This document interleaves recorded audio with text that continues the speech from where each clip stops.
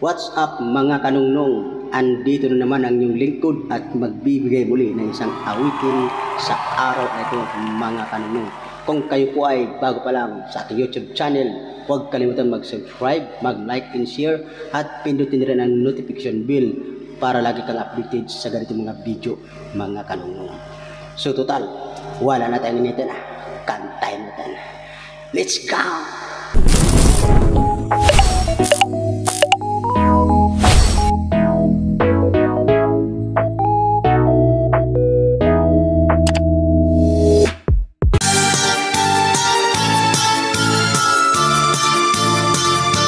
Sistong nagwapon, walagyod ka eskwela. Kay wala sa trabaho, wala sa makaasawa. Nakahukom, manimpalan na lang siya.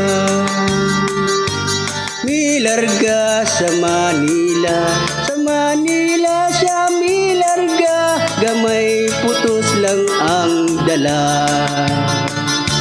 Sa Manila, squatter ang Pinoy anan niya. Kay lisod 1D18 ang iyang sistema.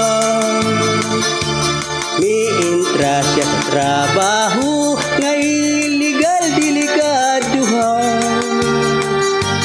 Nahimo siyang drug pusher, sa shabu ug marijuana.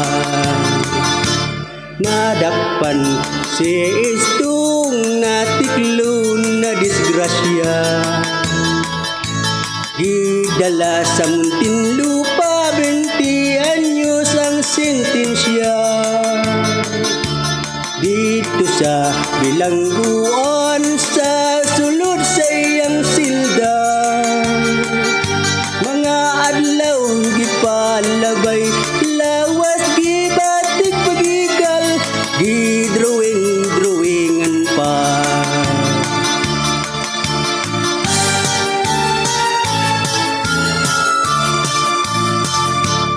Pag uli na ni istong daw matunang hitsura.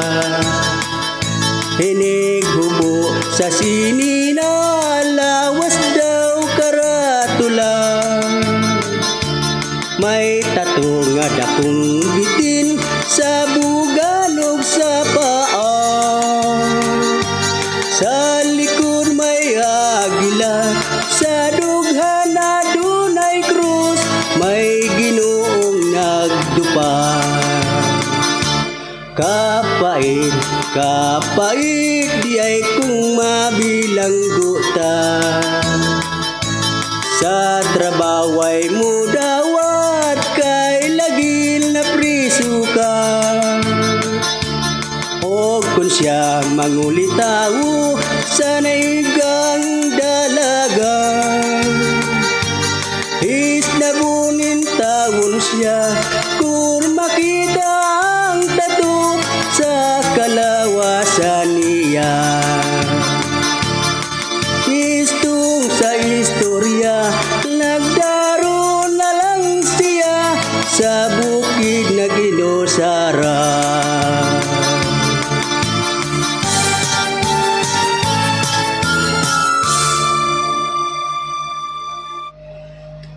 Yun mga kanunong, maraming salamat sa inyong lahat dyan.